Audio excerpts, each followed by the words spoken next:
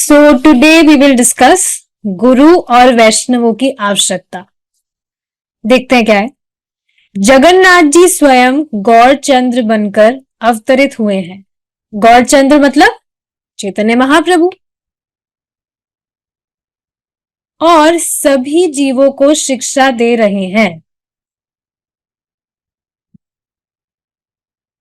सभी जीवों को शिक्षा दे रहे हैं कि चित्त शुद्ध करने के लिए महामंत्र का उच्चारण करना चाहिए। भगवान को प्रणाम करना चाहिए। इससे अंतःकरण धीरे धीरे शुद्ध होता है और भगवान को समझने में सक्षम होता है।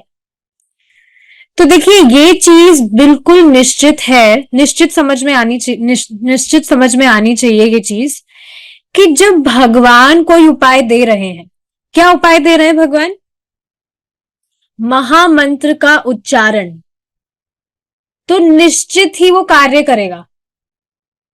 बिल्कुल ये समझ लेना चाहिए, इसमें कोई डाउट वाली बात ही नहीं है। और आप देखेंगे प्रभु जी ये चीज बता रहे थे, प्रैक्टिकल चीज है। जो लोग हैं वो कृष्ण भावना मृत इस वजह से ही एक्सेप्ट करते हैं क्योंकि ये काम करता है, और लोग इस वजह से ही डरते भी है क्योंकि ये काम करता है। काम करेगा तो भाई हमें वैराग्य हो जाएगा ना, फिर तो दिक्कत हो जाएगी। तो दोनों ही चीजें हैं। लोगों को पता है कि ये काम करता है, इस वजह से इसको एक्सेप्ट करते हैं। अब जो बुद्धिमान है उसको अपनी लाइफ ट्रांसफॉर्म करनी है, वो तो उसको करेगा फॉलो। अब जो फॉलो नहीं कर रहा है तो इसका मतलब है वो खुद करना ही नहीं चाहता है। तो समझना चाहिए कि जो ये प्रोसेस है, ये जो उपाय बताया जा रहा है, इसमें कोई कमी नहीं है। कोई व्यक्ति उसको फॉलो नहीं कर रहा है तो फिर वो उसकी ही कमी है।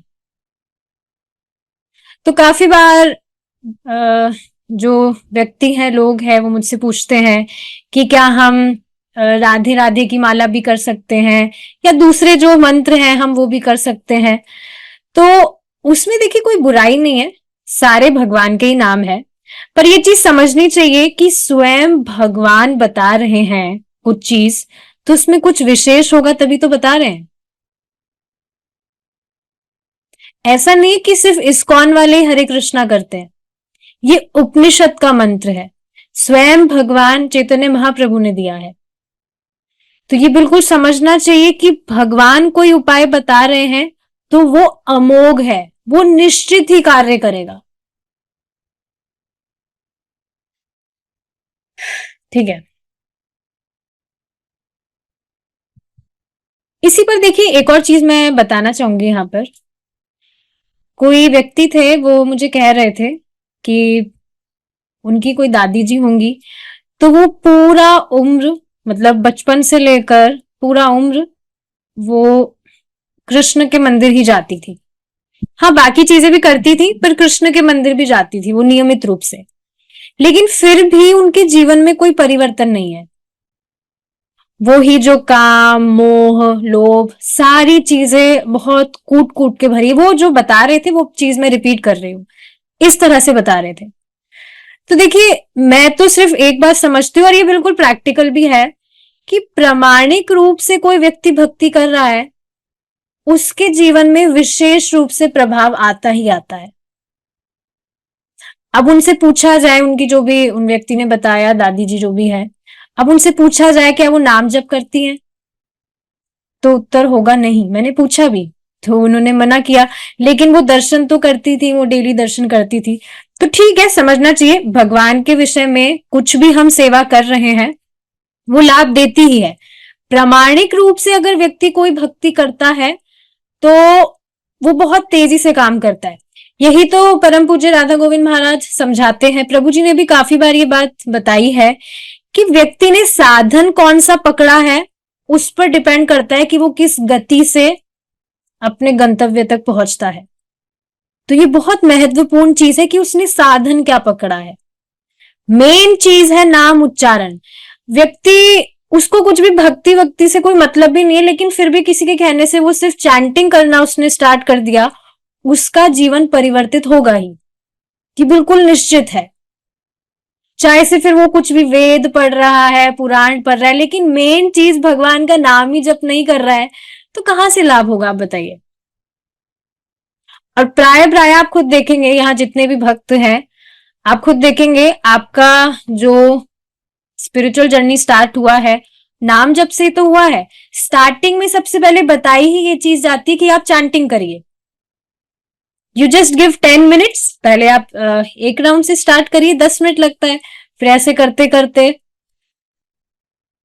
बढ़ता जाता है वो। तो शुरू में चैंटिंग ही मेन है। तो ये बहुत इंपॉर्टेंट चीज है कि व्यक्ति ने साधन क्या पकड़ा है। तो ऑफ कोर्स उन्होंने पूरे उम्र भगवान का दर्शन किया है, सो डेफिनेटली भगवान उनको, उनका जो अगला जीवन होगा, अब दादी जी बोल रही है तो बहुत बड़ी उम्र हो गई होगी उनकी, so next life she will definitely get association of devotees, और वो भक्ति कर पाएंगी। भगवान को प्रणाम करना चाहिए, इससे अंतःकरण धीरे धीरे शुद्ध होता है और भगवान को समझने में सक्षम होता है। इसलिए दीक्षा के समय शिष्य संकल्प करता है कि आज से मैं कृष्ण का हो गया हूं।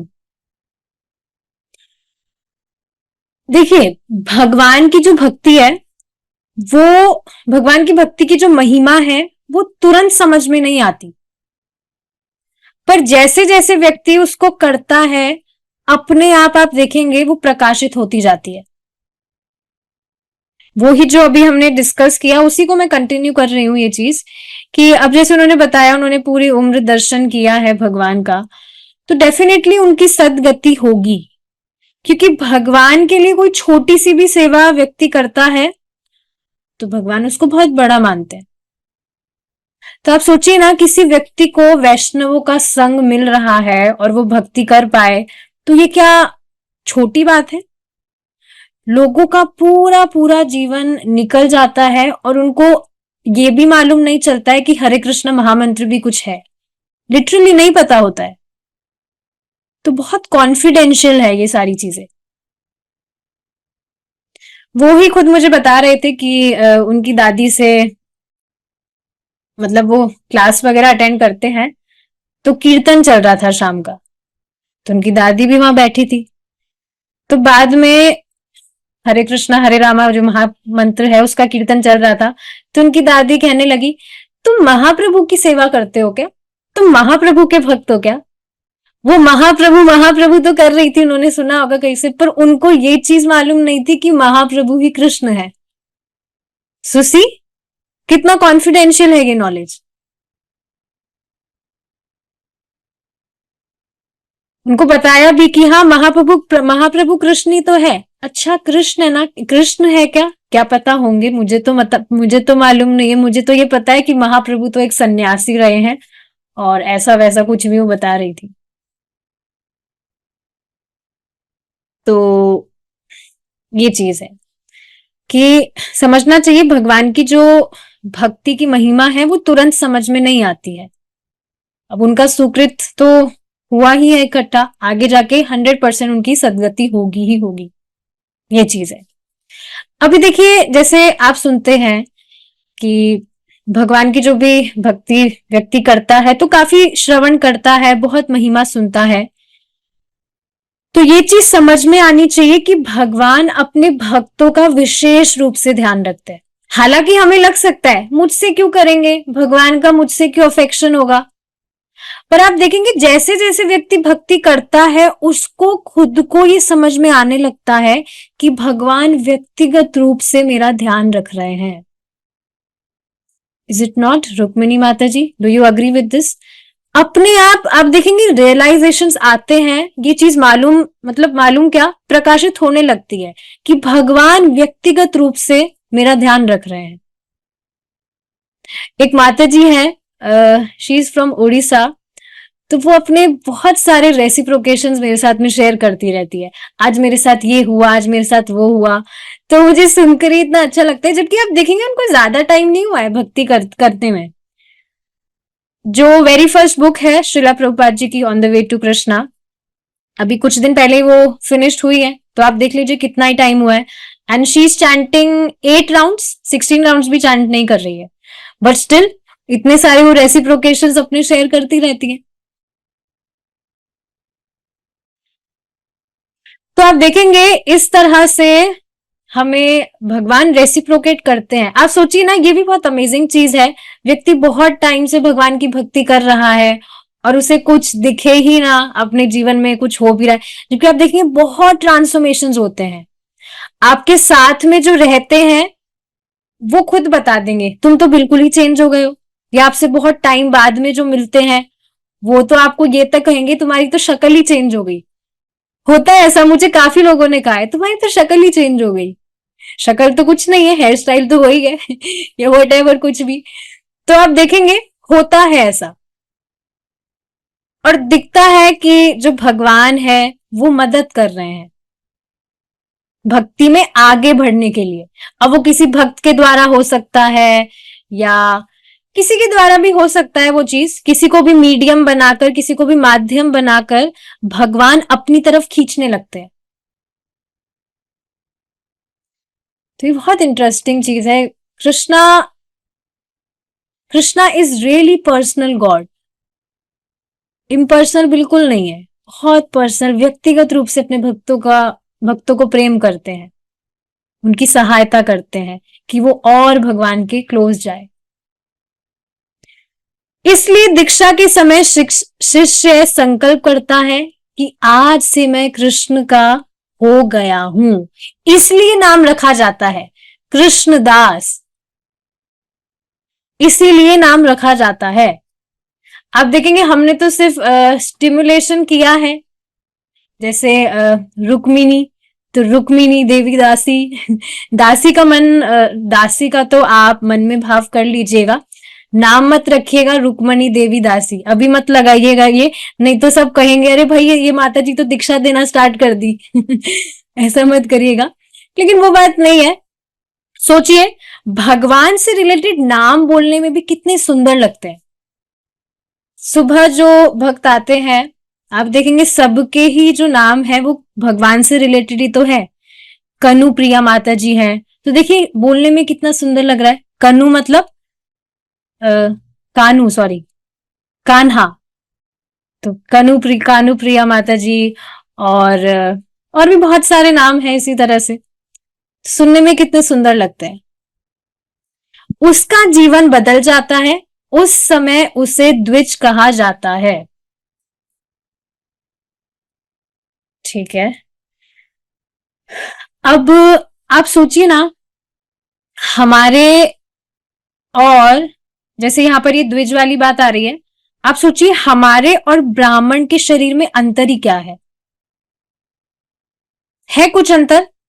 सेम हमारा जो भौतिक शरीर है वही ब्राह्मण का भी शरीर होता है, लेकिन सिर्फ अज्ञान के कारण उसकी जो बुद्धि है वो इसी चीज में लगी रहती है कि मैं तो जोशी के यहाँ पर मेरा जन्म हुआ है तो मैं तो बहुत बड़ा विद्वान हो गया हूं, या वटेवर जो भी अपने आप को अलग अलग कास्ट रिलीजन से अपनी पहचान करता है, चाहे से काम वो शूद्र के कर रहा हो।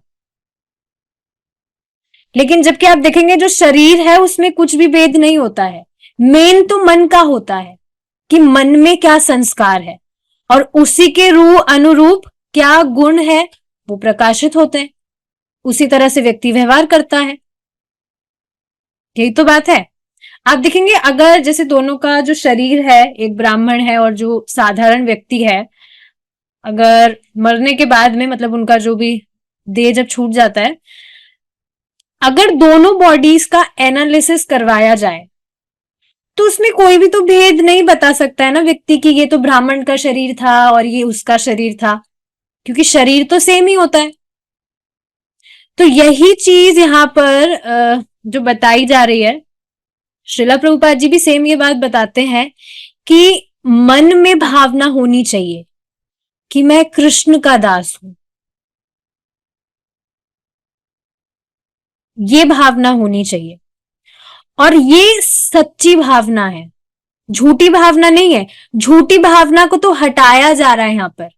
झूठी भावना क्या है कि मैं इस जगत का हूं और मेरा ये है मेरा वो है, उसको हटाया जा रहा है और असली भावना जो है उसका निर्माण किया जा रहा है कि भगवान के हो, भगवान की सेवा करो। हमने ये श्लोक डिस्कस किया था ना स्टार्टिंग में, जीवेर स्वरूप होय कृष्णेर नित्य दास, कृष्णेर जीवेर स्वरूप होय कृष्णेर नित्य दास, कृष्णेर तटस्थ शक्ति भेदा भेद प्रकाश।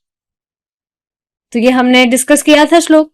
तो इसमें यही तो चीज है, जो जीव है उसका स्वरूप ही ये है कि वो कृष्ण का नित्य दास है। तो यही उसकी रियल आइडेंटिटी है जो उसको समझनी है, बाकी सारी झूठी चीजें हैं। ठीक है, अब आगे ये जो श्लोक है ये सनातन गोस्वामी जी के द्वारा उनका श्लोक है। हमारे जो श्लोक बोलने वाले थे वो तो गायब है क्लास से, कोई बात नहीं, विल ट्राई। यथा कांचनतां याति कांस्यं रस विधानतः, तथा दीक्षा विधानेन द्विजतत्वं द्विजत्वं जायते नृणाम्। यथा कांचनतां याति कांस्यं रस विधानतः, तथा दीक्षा विधानेन द्विजत्वं जायते नृणाम्।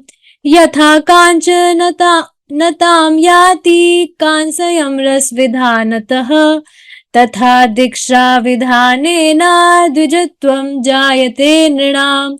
एक और बार बोलेंगे, यथा कांचनतां याति कांस्यं रस विधानतः, तथा दीक्षा विधानेन द्विजत्वं जायते नृणाम्।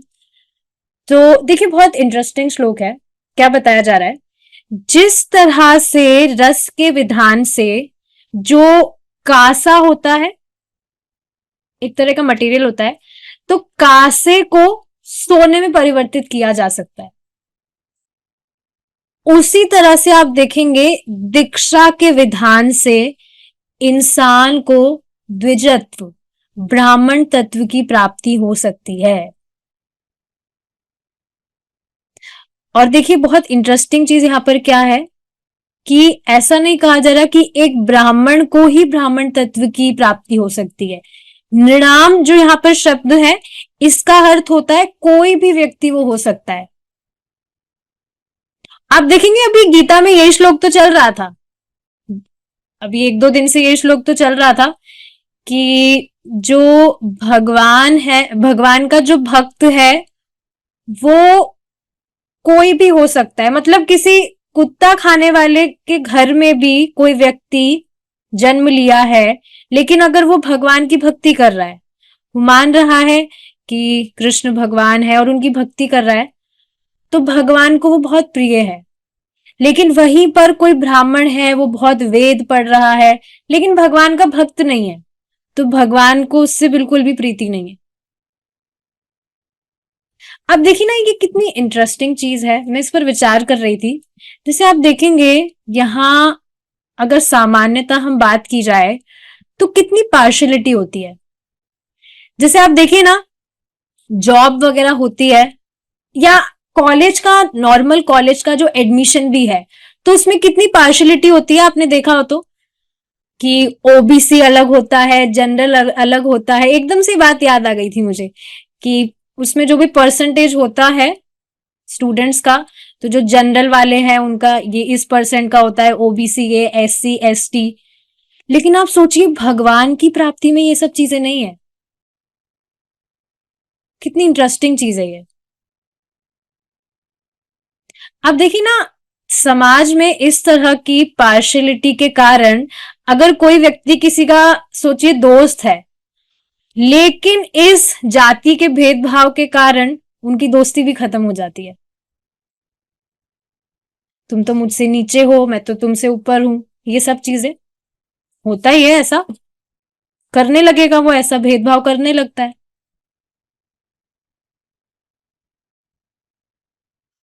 तो हाँ, निर्णाम का अर्थ ये है कि कोई भी व्यक्ति अगर प्रॉपर दीक्षा विधान को एक्सेप्ट कर रहा है, जो भी नियम बताए जाते हैं, नियम क्या होते हैं, ऐसा नहीं आपको जो पसंद नहीं है एक चीज आप वो छोड़ दो, आपकी दीक्षा हो जाएगी। नहीं, प्रभुपाद जी ने क्या बताया, बहुत सुंदर बताया है, तुम्हारा 16 माला का जप, 4 नियम का पालन ही तुम्हारा ब्राह्मण तत्व है।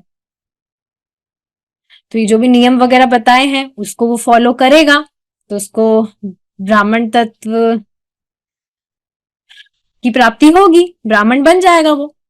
और इसमें कोई कठिनाई भी तो नहीं है, यहां पर किसी को कठिनाई हो रही है? 4 नियम का पालन, 16 माला का जप, बल्कि आप देखेंगे, मैं देखती हूँ भक्तों को 16 माला से एक्स्ट्रा करते हैं। This is very amazing.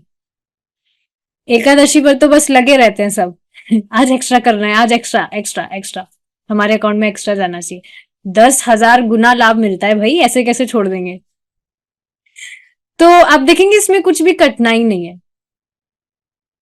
इसी पर मुझे एक बात याद आ रही है, अभी प्रभु जी बता रहे थे कुछ दिन पहले, श्रीला प्रभुपाद जी के पास में कोई व्यक्ति दीक्षा लेने आए थे, तो उनको बताया गया कि ऐसे ऐसे नियम है और आपको चाय भी छोड़ना होगा, चाय भी आप नहीं पी सकते हैं दीक्षा के बाद में। तो बाद में वो जो व्यक्ति है वहां से निकल गया और दोबारा उसने शक्ल भी नहीं दिखाई प्रभुपाद जी को कभी। तो देखिए कितना कठिन होता है लोगों के लिए।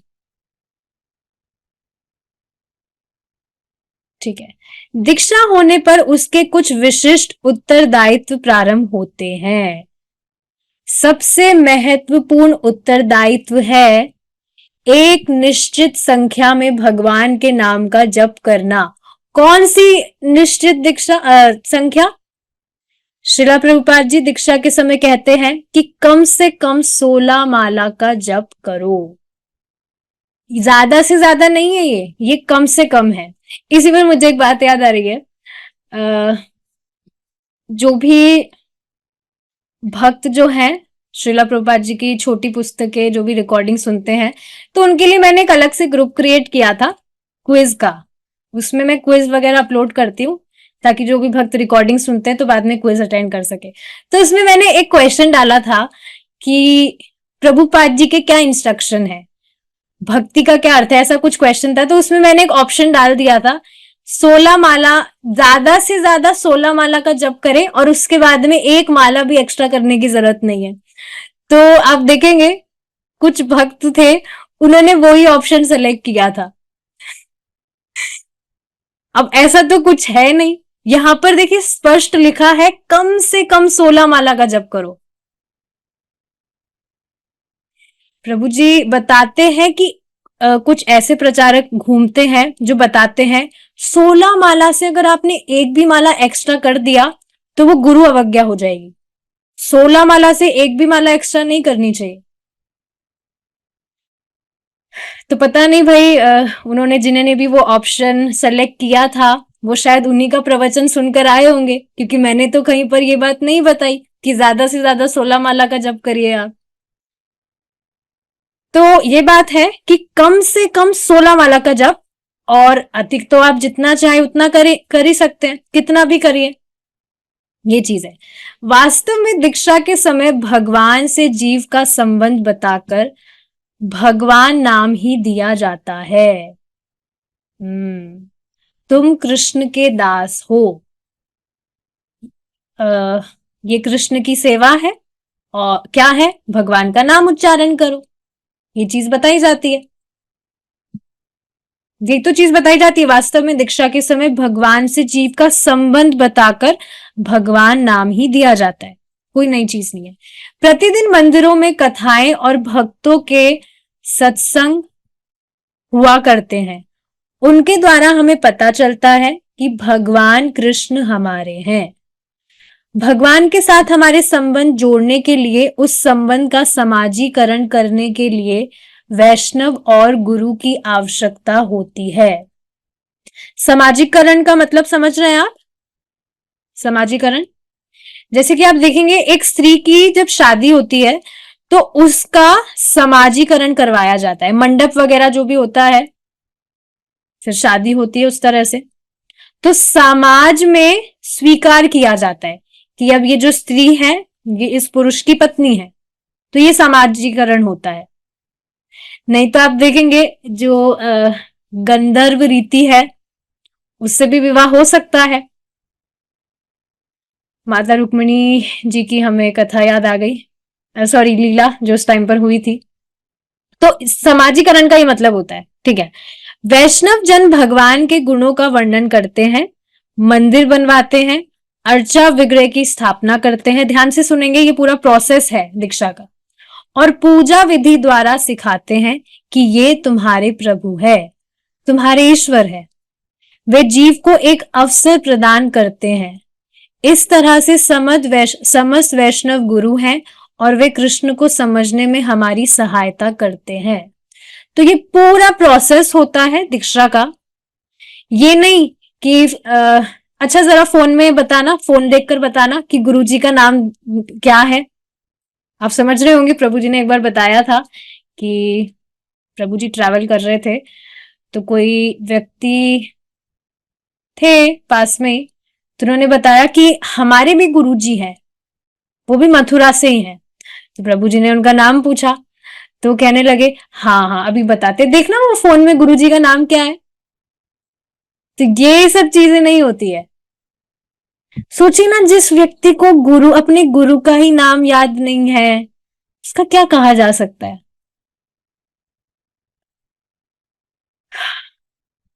Very strange. ठीक है, इस तरह से समस्त वैष्णव गुरु हैं और वे कृष्ण को समझने में हमारी सहायता करते हैं तथा पुस्तकें छापते हैं। पुस्तकें पढ़ने, कथाएं सुनने, कीर्तन करने और मंदिर में भगवान के अर्चा विग्रह के दर्शन करने से हम भगवान को समझ पाते हैं। इस तरह से भगवान के भक्त कृष्ण को समझने में अन्य लोगों की सहायता करते हैं। तो इससे देखिए समझ में क्या आ रहा है, जैसे कोई व्यक्ति कुएं में है और उसकी मदद 5-6 व्यक्ति मिलकर कर रहे हैं उस कुएं में से निकालने के लिए, तो मतलब दीक्षा गुरु तो है ही, साथ ही में आप देखेंगे जो अन्य भी भक्त होते हैं जो आपको मदद करते हैं, आपको शिक्षा देते हैं, वो भी तो गुरु हैं। कैसे भी आपकी भक्ति में मदद करते हैं। तो वो चीज यहां पर बताई जा रही है, अन्य लोगों की सहायता करते हैं। उन्हीं सहायकों में से गुरु भी सहायक होते हैं। वे भगवान को समझने में सहायता करते हैं। दीक्षा के समय जीव का वास्तव में गुरु के साथ नहीं बल्कि कृष्ण के साथ संबंध है। ठीक है। कृष्ण संबंध विज्ञान दाइने प्रभुवे नमः। तो ये श्रीला भक्ति सिद्धांत सरस्वती ठाकुर जी, जो श्रीला प्रभुपाद जी के गुरु महाराज हैं, उनके प्रमाण मंत्र का प्रणाम मंत्र का है, उसमें से ये लाइन है, ये संबंध कृष्ण के साथ कराया जाता है।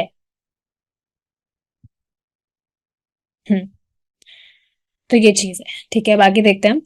जीव का संबंध कृष्ण से है, वेरी इंपॉर्टेंट। हम भारत में देखते हैं कि विवाह के अवसर पर कन्या को वर से जोड़ा जाता है, पाणी ग्रहण कराया जाता है। पाणी ग्रहण मतलब हाथ पकड़ाया जाता है, हाथ होता है ना ऐसे पकड़ाया जाता है, आपने देखा होगा कहीं पर। तो संस्कार कराया जाते हैं, उस दिन से वह कन्या उस वर की हो जाती है। विवाह में पुरोहित यज्ञ तथा वैदिक मंत्र पढ़कर कन्या वर को अर्पित करते हैं। गुरु और वैष्णव पुरोहित स्थानीय है। वे व्यवस्था कर अग्नि जलाकर यज्ञ करते हैं, भक्त को जगन्नाथ जी को अर्पित करते हैं। Yes, this is very important line. Guru Maharaj praise from Krishna, कि कृष्णा आप इनको स्वीकार करिए। प्रे करते हैं गुरु महाराज भगवान से, भक्त को जगन्नाथ जी को अर्पित करते हैं। कितनी सुंदर लाइन है ये। समाज में लोगों के मन में यह भ्रम है कि आज हमारा गुरु से संबंध हुआ है, तो गुरु से संबंध नहीं होता। आगे आप पढ़ेंगे, जो गुरु है वो तो माध्यम होते हैं, जो भी व्यक्ति है, जो भक्त है, उसको कृष्ण से संबंध स्थापित करने के लिए। जीव का संबंध वास्तव में कृष्ण से है और सदा रहेगा। कोई गुरु अगर दीक्षा दे और पहले यह प्रचार करे कि भगवान की सेवा करो, लेकिन यज्ञशाला में बैठने पर कहे कि भगवान निराकार है, उनका ना हाथ है, ना पैर है, ना नाक है, ना मुख है, कुछ नहीं है, और आज से तुम्हारा संबंध मुझसे हो गया है। और आप देखेंगे ऐसे गुरु घूमते हैं वास्तव में कि कृष्ण की सेवा करने की क्या जरूरत है, मेरी तरफ देखो, मेरी सेवा करो, मैं तुमको पार करूंगा। साक्षात तो मैं हूं ना तुम्हारे सामने, भगवान तो है लेकिन वो तो निराकार है, वो तो तुमको दिखेंगे नहीं, तो मैं तुम्हें पार करूंगा। और ऐसे लोग भ्रमित भी हो जाते हैं।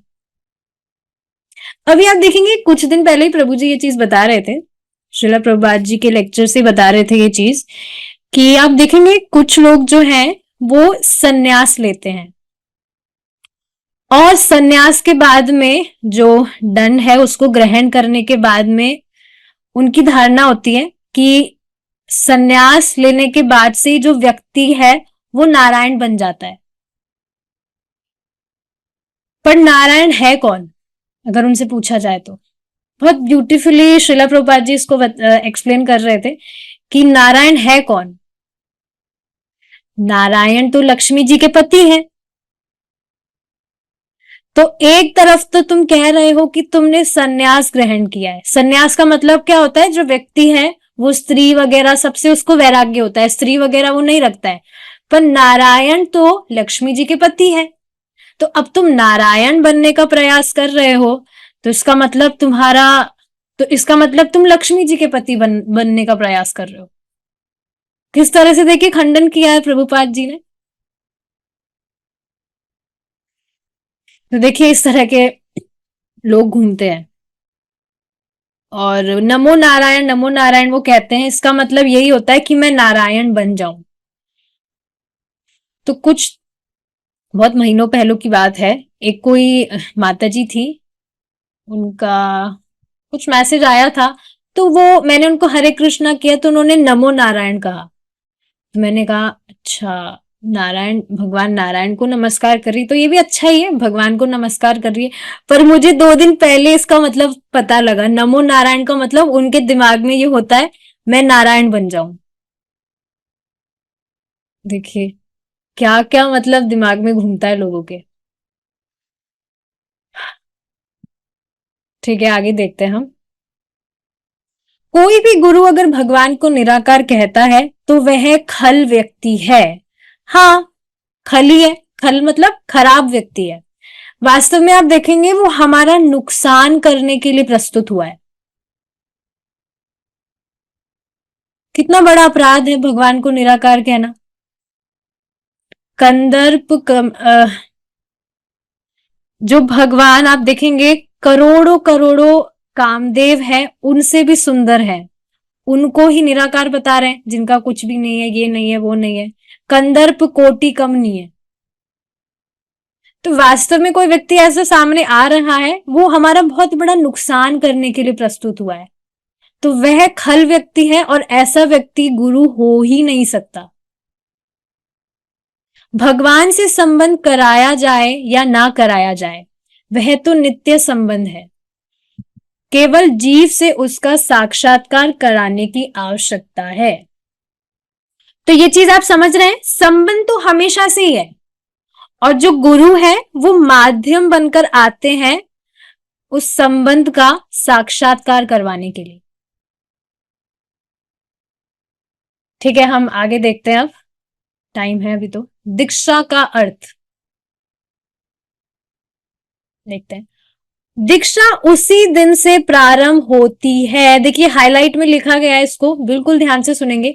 दीक्षा उसी दिन से प्रारंभ होती है जिस दिन भक्त किसी व्यक्ति को बताते हैं कि कृष्ण का भजन करो, कृष्ण हमारे प्रभु है, दाता है, बंधु है, और कृष्ण ही सब कुछ कर रहे हैं।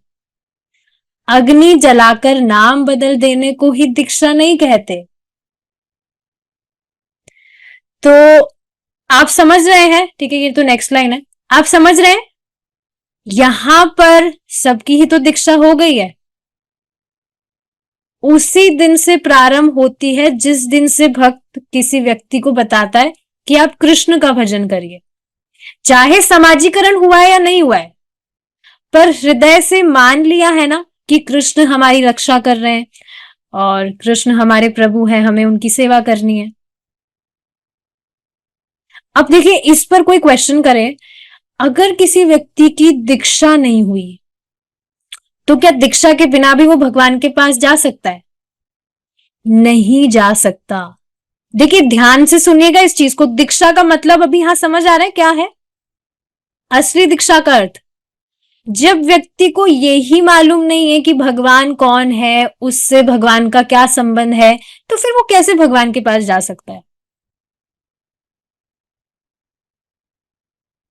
समझ पा रहे हैं इस चीज को?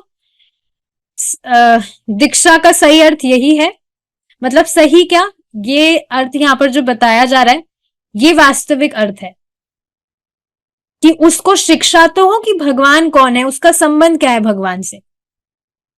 सिर्फ उसने फॉर्मली दीक्षा ले ली और उसको कुछ पता ही नहीं है, उसने कुछ शिक्षा ही नहीं ली, तो ऐसे तो भगवान के पास में नहीं जाता है व्यक्ति। शिक्षा लेकर भगवान का भजन करेगा, भगवान की भक्ति करेगा, तभी तो जा पाएगा। अग्नि जलाकर नाम बदल देने को ही दीक्षा नहीं कहते। बहुत सुंदर बात परम पूज्य राधानाथ स्वामी महाराज बता रहे थे। Don't think only Diksha will liberate you.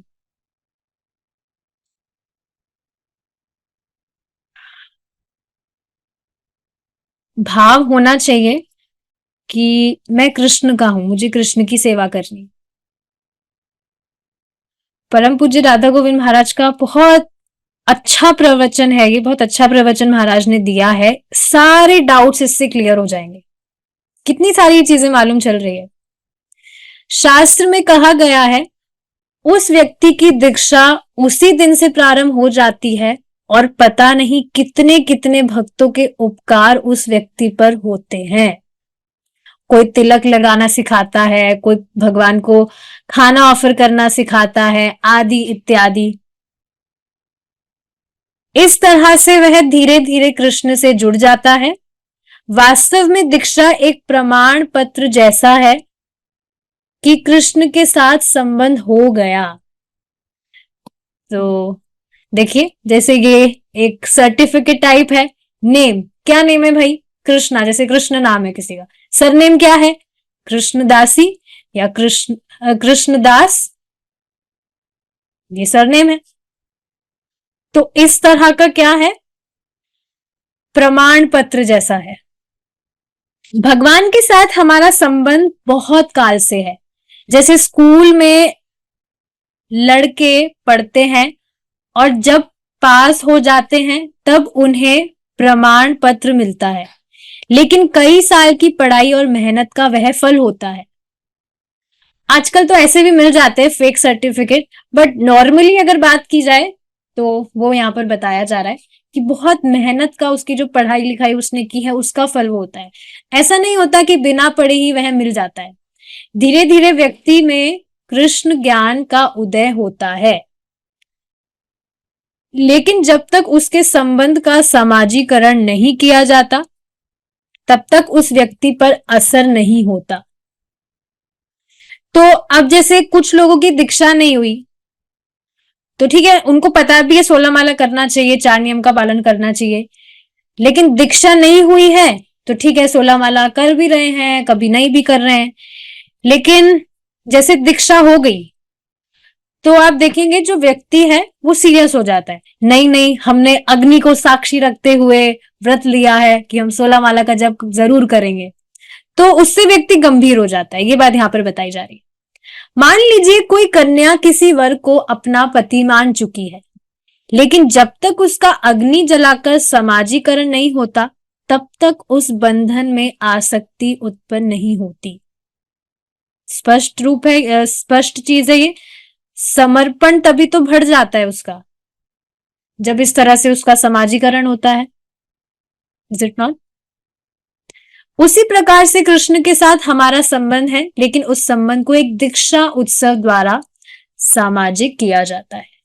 दीक्षा के बाद हाँ, दीक्षा के बाद भक्त पर विशेष असर होता है। अब मैं कृष्ण का हो गया हूं। संबंध पहले से ही था, लेकिन अब विवाह हो गया है। तो ये चीज तो अभी हमने पढ़ी है कि दीक्षा उस टाइम से शुरू नहीं होती है जिस टाइम फॉर्मली उसका समाजीकरण हुआ। दीक्षा तो जब से ही हो जाती है जब से हमने भगवान के विषय में समझा और फिर सेवा करना शुरू कर दिया। ये बात यहां बताई जा रही है कि संबंध पहले से ही था, लेकिन अब विवाह हो गया है। समाजीकरण, कृष्ण का ही भजन होना चाहिए और उन्हें ही सब कुछ समझना चाहिए। देखिए, ये जो चीज यहाँ बताई जा रही है, तो ये चीज समझनी चाहिए। जब ये चीज यहाँ लिखी जा रही है, दीक्षा के बाद भक्त पर विशेष असर होता है। जो व्यक्ति पहले से बहुत साल तक निरंतर शिक्षा लिया है, भगवान की सेवा करा है, उसके विषय में बात हो रही है। ऐसा नहीं पहले दिन ही उसने कुछ जाना नहीं, बस उसको वहां पर ले जाके खड़ा कर दिया दीक्षा के लिए और तभी से उसमें विशेष असर हो गया। एकदम से उसमें घुस नहीं जाएगा कुछ। जो भक्त है बहुत टाइम से निरंतर रूप से भगवान की सेवा करता है, बाद में जब उसकी दीक्षा होती है, आप सोचिए ना, इतने साल से कोई व्यक्ति भजन करेगा तो वो अपने आप ही स्थिर नहीं हो जाएगा। आप देखिए ना, सभी जो भक्त हैं, कितना टाइम हुआ है, ज्यादा से ज्यादा एक दो साल मैक्स, या उससे ज्यादा भी हो सकता है। पर आप देखिए इतने से टाइम में कितना फिक्स हो गए हैं सब। नियमित रूप से जो करना है वो करते ही हैं, भगवान से रिलेटेड सेवा जो भी है। तो इतने टाइम से व्यक्ति भजन करता है तो अपने आप ही फिक्स हो जाता है। फिर बाद में दीक्षा वो लेता है तो वास्तव में वो समझता है कि जो मैंने दीक्षा ली है, तो वो समझता है कि गुरु महाराज ने मुझ पर ट्रस्ट करके मुझे दीक्षा दी है। समझना चाहिए जो गुरु महाराज हैं जब दीक्षा देते हैं तो जो भी भक्त से कुछ भी अपराध वगैरह होते हैं, गुरु महाराज अपने सर उनको ले लेते हैं। तो एक जो सिंसियर डिवोटी होगा वो इस चीज को समझेगा और वो और गंभीरता से भक्ति करेगा। ये चीज यहां समझाई जा रही है। कृष्ण का ही भजन होना चाहिए और उन्हें ही सब कुछ समझना चाहिए। वैष्णव और गुरु उसमें एक माध्यम है, सहायक है, इसलिए वह भी पूज्य है। तो ये जो लाइन यहां पर कही जा रही है कि कृष्ण का ही भजन होना चाहिए और उन्हें ही सब कुछ समझना चाहिए कि हाँ, अब तो मैं भगवान को समर्पित हूं, मैं भगवान को ही भोग लगाकर खाऊंगा, नहीं तो मैं नहीं खाऊंगा। पहले तो मैं चॉकलेट खा लेता था, लेकिन अब नहीं होगा, अब ऐसा, अब ये सब नहीं होगा। तो ये सारी चीजें वो समझता है। नेक्स्ट बात यहां पर जो कही जा रही है, इसका मतलब क्या है कि बाकी जो वैष्णव गुरु है वो सहायक है, माध्यम है। तो इसका मतलब ये नहीं है कि उनको उड़ा दिया जाए, उनके बिना हम भगवान को नहीं समझ सकते। और आप देखेंगे कल का यही तो श्लोक था। भगवान क्या कह रहे हैं? भगवान कह रहे हैं, भगवान अपने भक्तों की शरण में जाने के लिए कह रहे हैं। प्रभु जी समझा रहे थे ना कि भगवान बहुत चतुर है। भगवान ये नहीं कह रहे कि मेरी शरण में आओ, डायरेक्टली अपनी शरण में आने को नहीं कह रहे, कह रहे हैं भक्तों की शरण लेनी चाहिए। भक्तों के संग से ही वो भगवान तक पहुंच सकता है। बहुत इंपॉर्टेंट चीज है कि वैष्णव और गुरु उसमें एक माध्यम है, सहायक है, इसलिए वे भी पूज्य है। तभी तो आप देखिए ना, कितना नम्र होने को कहा जाता है, सर्वेंट ऑफ द सर्वेंट वाली भावना आए, इन सब चीजों पर विचार होता है। तो समझना चाहिए कि वैष्णवों की कृपा के बिना व्यक्ति कृष्ण को नहीं पा सकता है। मुख्य रूप से संबंध कृष्ण के साथ ही है। ठीक है, श्री चैतन्य चरितामृत में ये बात स्पष्ट बताई गई है। तो यहां पर ये श्लोक है। Have you prepared Sumit Prabhu ji? Okay, please try. काम क्रोधेर दास हना, दास लाठी खाए, भ्रमिते भ्रमिते यदि साधु वेद्य पाए। काम क्रोधेर दास হইয়া তার লাথি খায়, ভ্রমিতে ভ্রমিতে যদি সাধু বৈদ্য পায়, तार उपदेश मंत्रे। পিশাচি পলায়, কৃষ্ণ ভক্তি পায় তবে কৃষ্ণ নিকট যায়। ओके, तो देखिए बहुत ही अच्छा श्लोक है ये। क्या है, वर्ड टू वर्ड समझने का ट्राई करेंगे। काम और क्रोध का दास होकर उनकी लात पड़ती रहती है, अगर ऐसा कहा तो, अगर ऐसा कहा जाए तो। चल अब ये कर, ये देख, ये खा, वो छू। इसी तरह तो आप सोचिए ना, व्यक्ति काम और क्रोध, काम मतलब उसकी जो डिजायर्स है, उसका दास बन के इसी तरह से तो उसको लात पड़ती रहती है। तभी तो ऐसा कहा जाता है ना कि मैं जो कर रहा हूं उस पे मेरा खुद का वश नहीं है, ऐसा लगता है मुझसे ये सारी चीजें करवा रहा है। तो यही चीज यहां बताई जा रही है, काम क्रोधेर दास हैया, मतलब काम क्रोध का दास होकर तार लाठी खाए, उनकी लात पड़ती रहती है। चल ये कर, ये देख, वो खा, ये छू, ये सारी चीजें। भ्रमिते भ्रमिते यदि साधु वेद्य पाए। भ्रमिते भ्रमिते मतलब कहा जाए अगर जूते पड़ते पड़ते, मतलब इतनी योनियों में भ्रमण करते करते अगर उसे साधु वेद का संग हो, तब जाकर उसको उपदेश मिलेगा, उसको मालूम चलेगा, उपदेश देंगे जो भी साधु जन है कि ये मंत्र जप करो। और तब जाके क्या होगा, पिशा पिशाची तार उपदेश मंत्रे पिशाची पलाए। उन सबको फॉलो करके तब जाकर जो पिशाची है वो भागती है। आगे क्या कहा जा रहा है, कृष्ण भक्ति पाए तबे कृष्ण निकट आए। मतलब फिर जब वो व्यक्ति सारी चीजें करके, मतलब जो भी मंत्र उच्चारण कर रहा है, जो भी चीजें उसे बताई गई है, कृष्ण की भक्ति करता है, तब वो कृष्ण के निकट आता है। तो इससे समझ पा रहे हैं आप वैष्णवों का महत्व। उनके बिना तो व्यक्ति लात ही खाता रहेगा। और महाराज भी इस पर बहुत मतलब बताते हैं ये चीज, लात भी कैसे ही खाएगा। जो जूता होता है उसके नीचे एक लोहे की कील लगी हो, वो मुंह पर मारे कोई, वैसी लात। अब आप सोच रहे होंगे अरे ये तो अतिशोक्ति है, लेकिन नहीं, वास्तव में जो भोगों का जीवन है, भोग वाला जो जीवन है वो ऐसा ही है। और देखिए जो व्यक्ति भक्ति कर रहा है वो ही इस चीज को समझ सकता है। कल एक माता जी मुझे कह रही थी कि माता जी मुझे खुद को पता है मैं पहले कैसी थी और मुझे अब पहले जैसा नहीं बनना है, क्योंकि क्योंकि मैं ही ये चीज समझ सकती हूँ कि मैं पहले कैसी थी और अब मुझे वैसा नहीं बनना है। तो एक जो भक्त है, जो भक्ति कर रहा है, वो ही इस चीज को समझ सकता है कि पहले वाला जो जीवन था वो कैसा था। तो कितनी अमेजिंग चीज है। तो ये श्री चैतन्य चरितमृत का मध्य लीला का श्लोक है। आगे देखते हैं, जीव अपने कर्म अनुसार काम क्रोध का दास बनकर उसका लात पदाघात खाता सहता रहता है। ऐसे ही दुख सहते सहते यदि वह साध वेद्य को प्राप्त कर लेता है तो उस वैष्णव साधु के उपदेश से माया पिशाची भाग जाती है। इस पर देखिए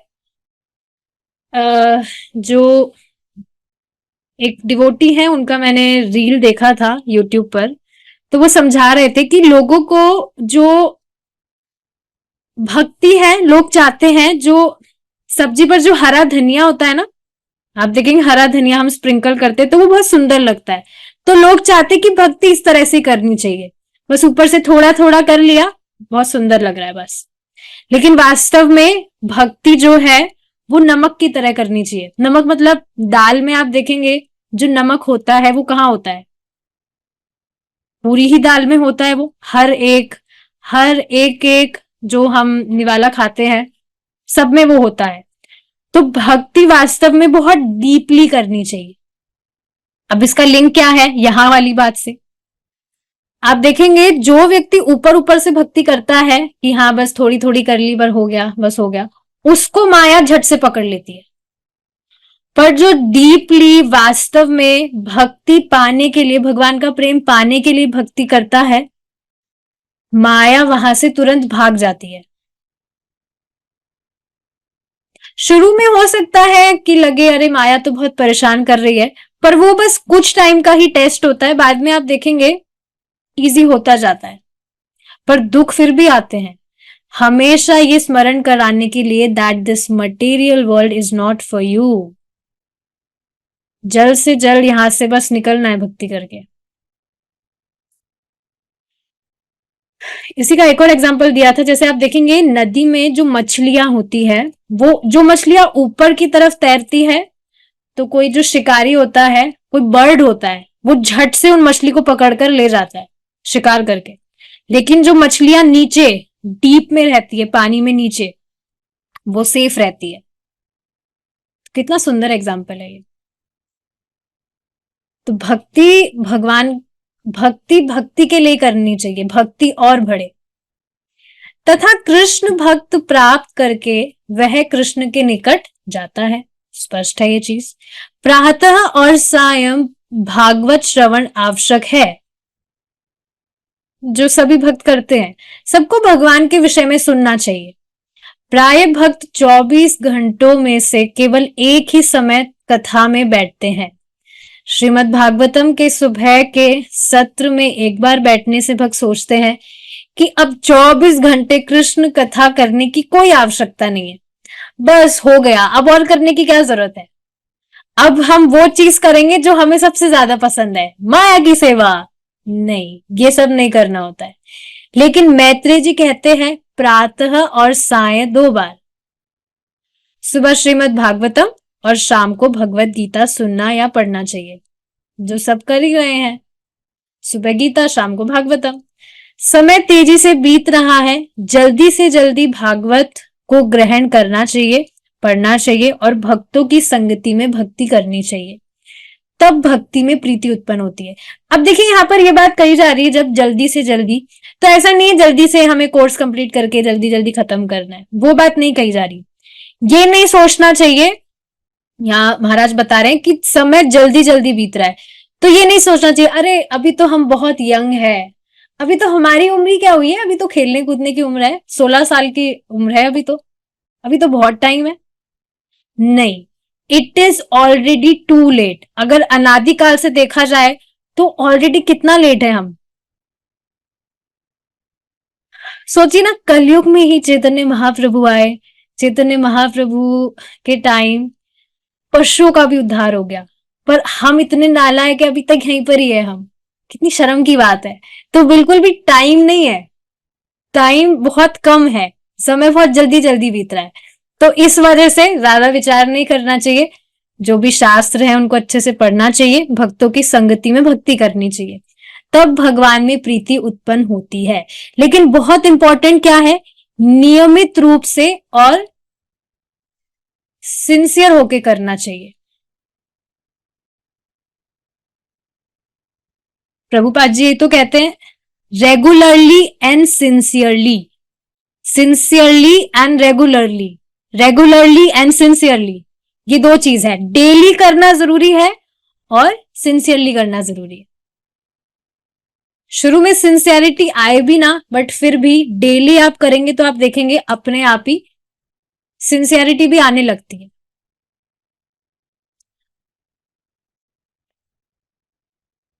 तो देखिए, अब ये सारी चीजें जानकर हमें समझना चाहिए हमारा कितना बड़ा भाग्य है कि हमें भक्तों की संगत प्राप्त हुई।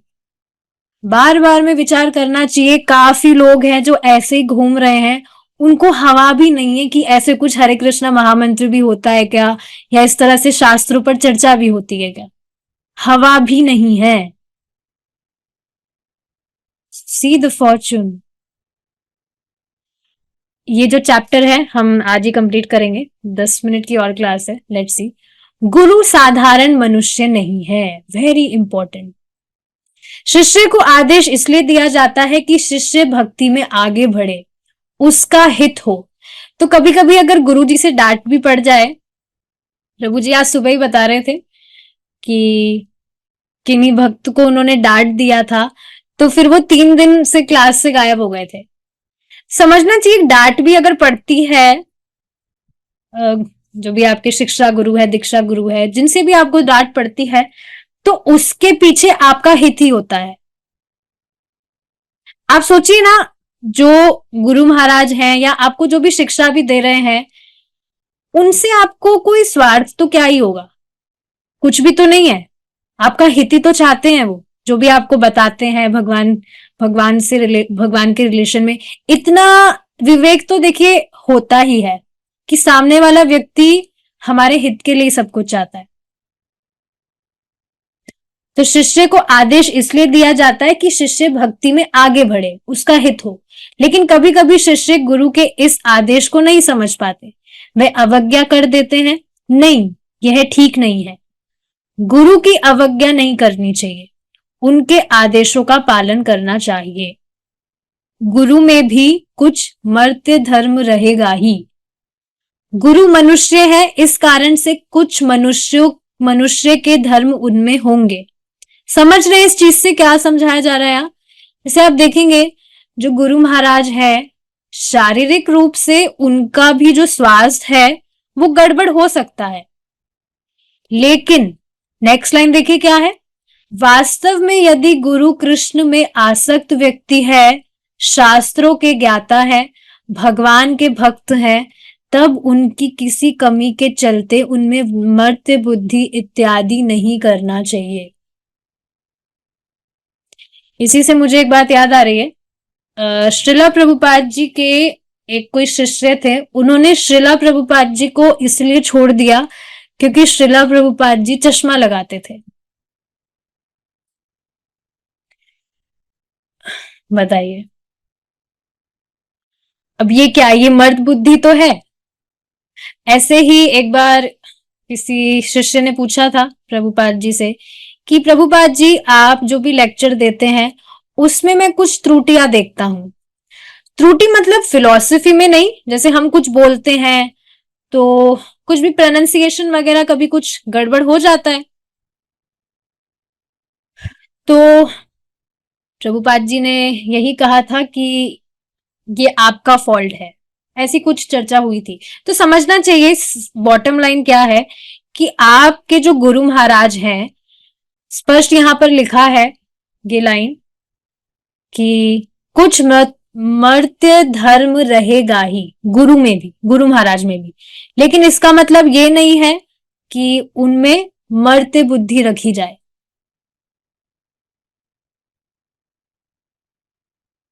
तो ये बहुत ही स्पष्ट चीज है। समझना चाहिए कि कोई भी गुरु महाराज है, वास्तव में गुरु महाराज वही है जो आपको कृष्ण के विषय में बताए,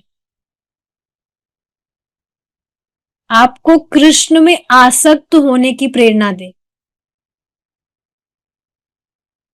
लेकिन अगर उनमें मर्त्य बुद्धि कोई करता है तो फिर वो उस व्यक्ति का ही दोष है, जैसे वो चश्मे वाली बात। ठीक है, हमारा जो सेकंड चैप्टर है वो यहाँ पर कंप्लीट होता है। I will see if there are any questions. माता जी डांट किसको पड़ी थी? मुझे क्या पता किसको पड़ी थी, I don't know, I have no idea. Anyways, we will stop here now. Srila Prabhupada की जय, निताय गौर प्रेमानंदे, हरि बोल।